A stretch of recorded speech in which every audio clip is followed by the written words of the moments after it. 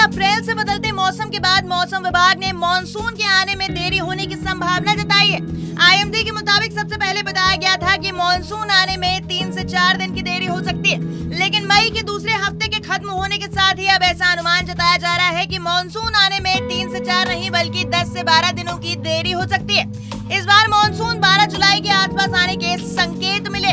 चलिए आज के इस वीडियो में सबसे पहले समझते हैं कि मानसून क्या होता है। इसी के साथ जानेंगे कि मानसून आने के समय में बदलाव कैसे और क्यों होता है।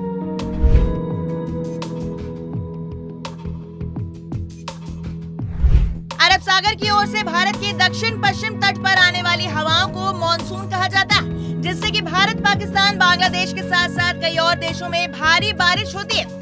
ये ऐसी मौसमी हवाएं होती हैं जो कि दक्षिण एशिया क्षेत्र में जून से सितंबर तक करीब 4 महीनों तक एक्टिव रहती हैं।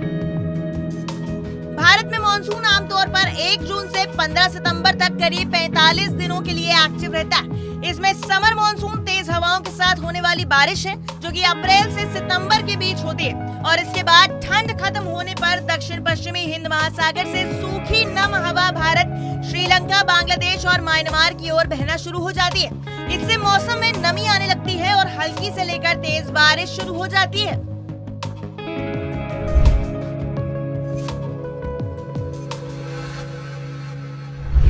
हिंद और अरब महासागर से बहने वाली हवाएं हिमालय से होती हुई भारत के दक्षिण पश्चिम से टकराकर बारिश करती है।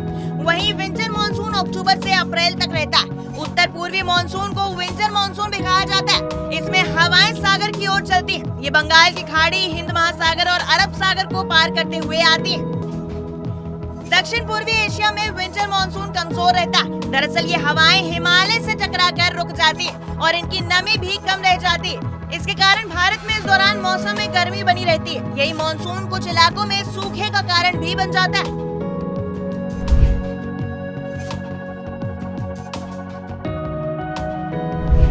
आइए अब जानते हैं कि मानसून के आने में देरी क्यों होती है। मानसून के आने से पहले इसके बढ़ने के कुछ लक्षण भारत में 15 दिनों पहले दिखाई देने लगते हैं।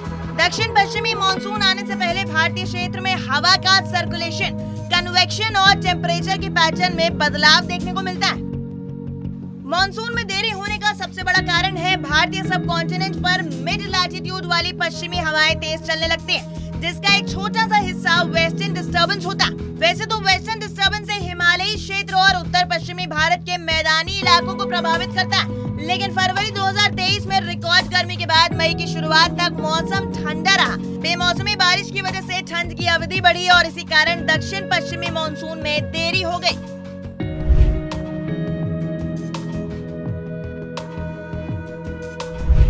देश के $3 ट्रिलियन की अर्थव्यवस्था मानसून पर निर्भर है। अगर बारिश न हो तो खेती पर बुरा असर पड़ सकता है। मानसून की बारिश का पानी ही भारतीय खेतों में पैदावार का एकमात्र जरिया।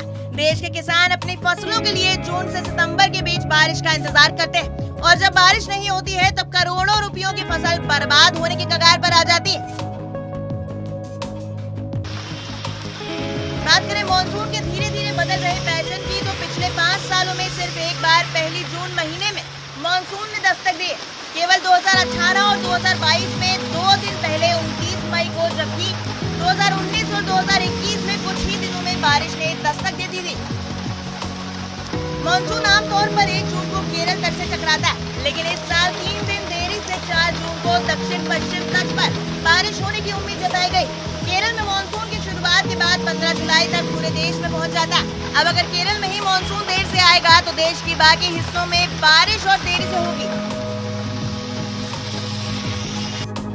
बता दें, भारत में मानसून 2 प्रकार के होते हैं, जिन्हें समर मानसून और विंटर मानसून भी कहा जाता है। समर मानसून की शुरुआत जून और सितंबर महीने के बीच में होती है और ये भारत के दक्षिण पश्चिमी इलाकों को प्रभावित करता है। जुलाई के अंत में मानसून उत्तर भारत तक पहुंच जाता है।